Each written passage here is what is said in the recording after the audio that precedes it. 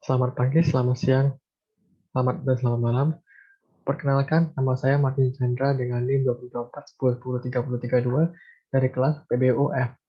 Pada kesempatan kali ini, saya akan membahas mengenai aplikasi CRUD pada PostgreSQL dengan menggunakan ASP.NET di Visual Studio C#. Untuk itu, sumber yang saya gunakan adalah sumber website ini dari C# Corner.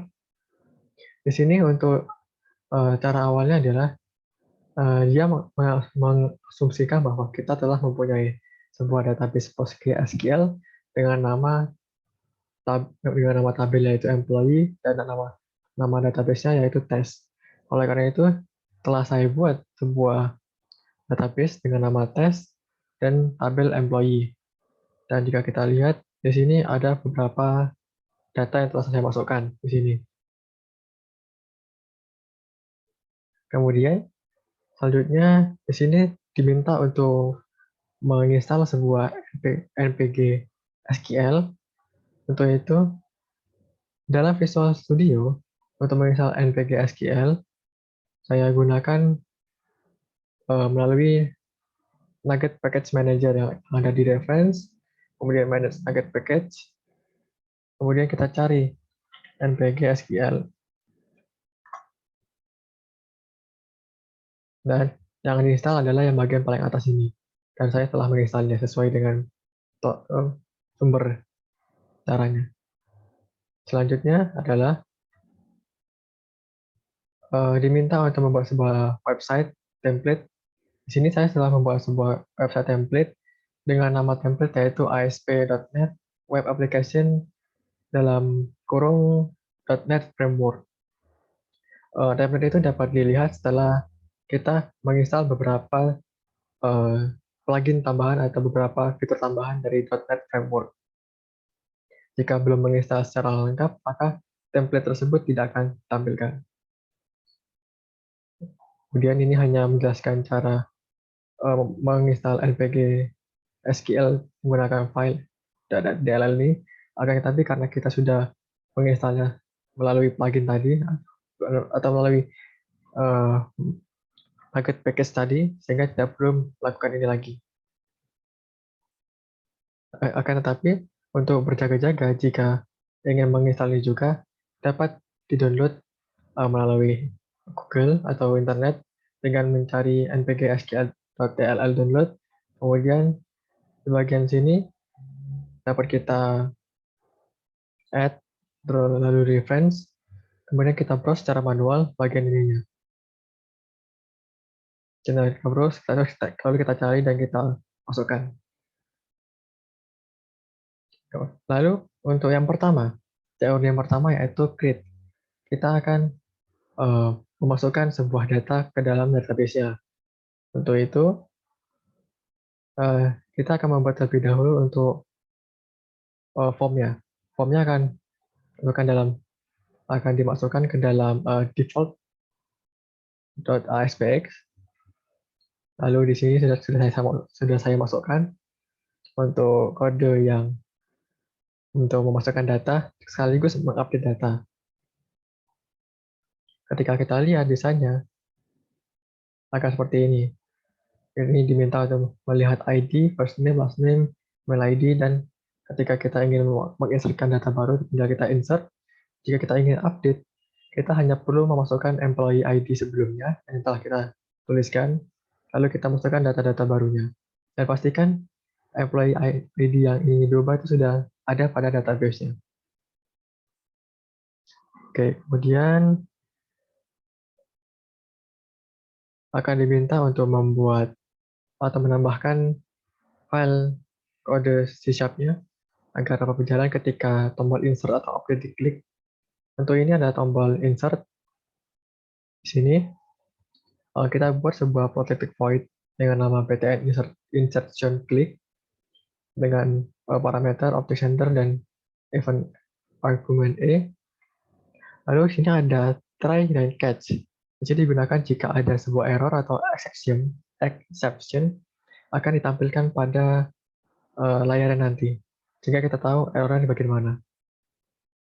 Kemudian di sini ada using npg npg SQL connection, kita ini membuat sebuah objek yang bernama connection dan mengambil kelas npg SQL connection. Kemudian di sini kita menuliskan alamat akses database kita. Di sini ada connection string, configuration manager.connection string, dan constr ini berisi nama atau alamat database kita. Di sini ada di bagian file config kita tambahkan connection string dengan yaitu ada add name constr tadi. Kemudian kita isi connection stringnya apa. Di sini database yang akan saya akses memiliki server yaitu localhost, portnya 5432, nama database-nya adalah database test, seperti pada contoh sumber. User ID-nya adalah Postgres, karena kita pakai Postgres SQL default, lalu password-nya adalah QWERTY. Kemudian, setelah kita menuliskan alamat database kita akan membuka jalur ke database-nya menggunakan connection.open ini. Lalu kita membuat sebuah objek baru bernama cmd yang digunakan untuk mengambil kelas npg SQL comment. Selanjutnya, cmd ini kita akseskan dengan koneksi sebelumnya, lalu kita membuat sebuah perintah SQL untuk memasukkan data ke dalam database. Kemudian kita mengelompokkan bahwa komen yang kita tulis adalah dalam bentuk teks, atau comment type-nya kita dalam bentuk teks. Lalu, karena di sini ada beberapa value yang harus kita isi untuk memasukkan data, karena di database-nya ada 4 kolom, yaitu kolom ID, kolom first name, kolom last name, dan kolom email ID. Sehingga sesuai ada 4 kolom. Untuk itu, untuk mengisi tiap-tiap ini, kita gunakan cmd parameter add. Di sini,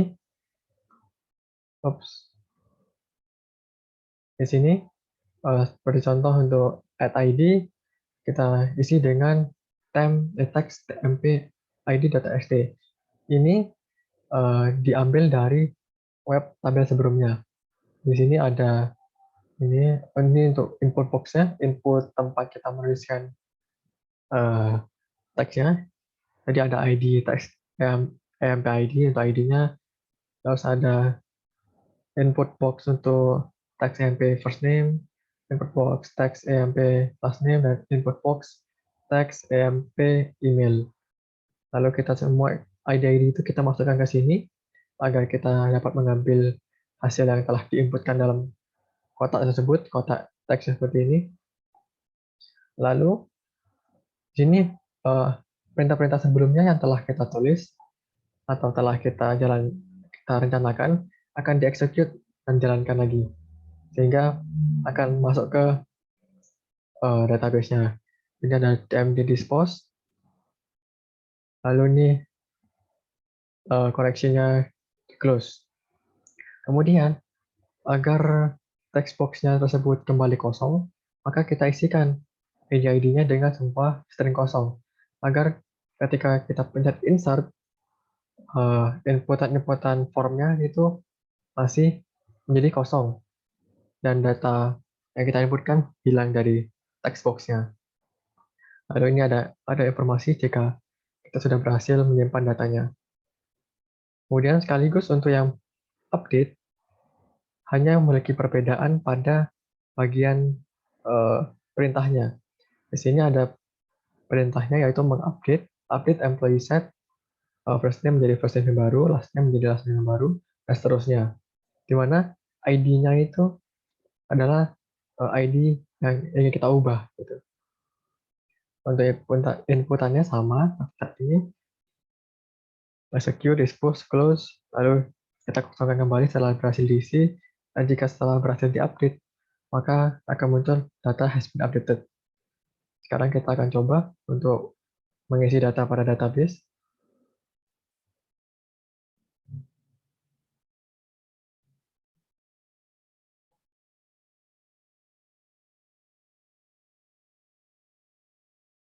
Di sini agak butuh waktu agak lama untuk memproses kodenya.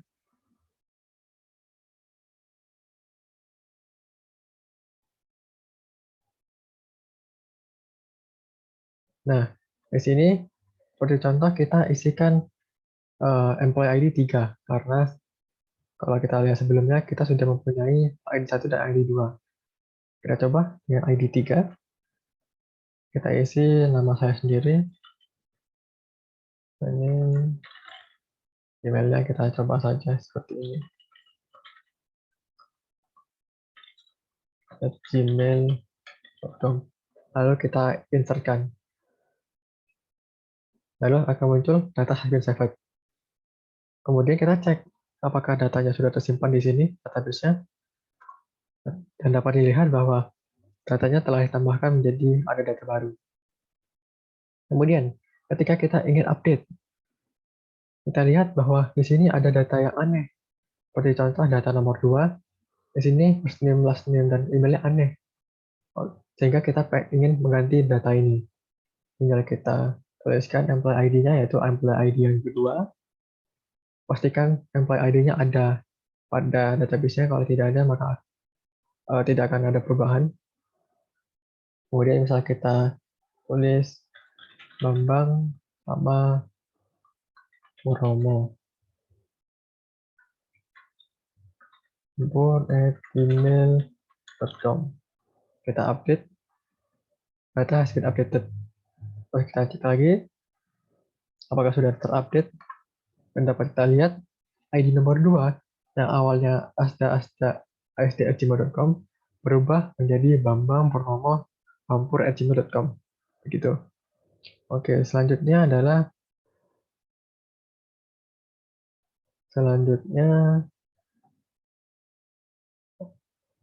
oh ya, untuk yang update itu eh, secara garis besar bentuk kode HTML pembuatan tabelnya mirip seperti yang memasukkan data.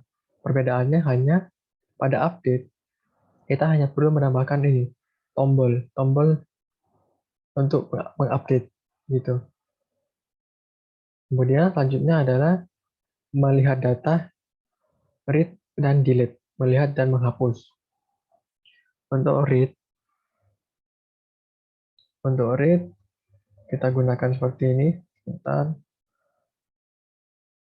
kita komen dulu yang ini.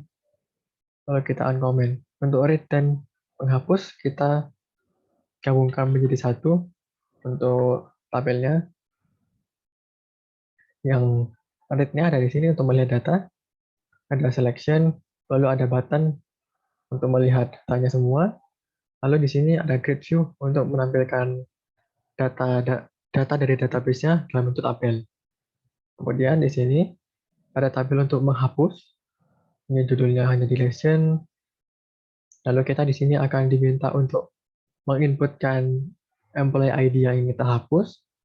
Lalu ada button delete dan button label message kalau data sudah dihapus. Untuk desainnya seperti ini.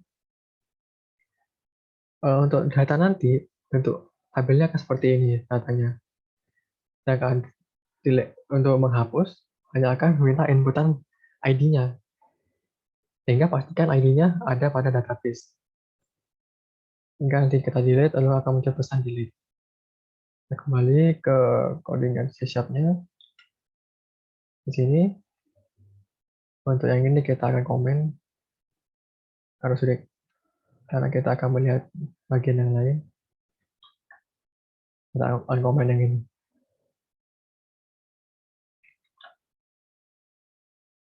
Di sini, sama seperti sebelumnya, ada protect voice, select. Setelah ini using, membuat objek baru, mengkoneksikan, menjalankan, membuat migrasi komen, connection. Lalu di sini perbedaannya, perintahnya adalah kita menggunakan perintah select all from employee. Kemudian kita jeniskan komen type kita yaitu text. Kita bikin objek baru bernama DA yang mengambil kelas npg SQL data adapter dengan parameter CMD, lalu objek DT untuk mengambil kelas data tabel. Lalu di sini DA field DT ini digunakan untuk mengisi tabelnya. Jadi tabel DT akan diisi dengan data DA. Lalu CM di dispose, kemudian koneksinya di close, ditutup.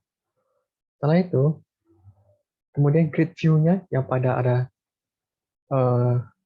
kode HTML sebelumnya, lalu kode web, grid view-nya akan kita isi dengan DT, yaitu tabel yang telah diisi sebelumnya. Kita masukkan ke dalam grid view, dan grid view akan kita tampilkan isinya, datanya. Kemudian untuk yang delete, sama juga, yang perbedaannya ada di sini. Untuk comment SQL-nya menjadi delete from employee where ID, sehingga kita menghapus data employee-nya berdasarkan ID-nya. Jika kita ingin menghapus berdasarkan nama atau email ID, bisa tinggal kita ganti saja, misal first name sama dengan @fname gitu. Sama type-nya, di sini hanya kita meminta inputan ID-nya berapa, lalu kita execute perintah di atasnya, dispose, lalu connection-nya kita close. Lalu untuk text box-nya kita kosongkan lagi setelah kita pencet tombol delete. Lalu untuk labelnya kalau menandakan bahwa telah terhapus. Kemudian akan kita jalankan.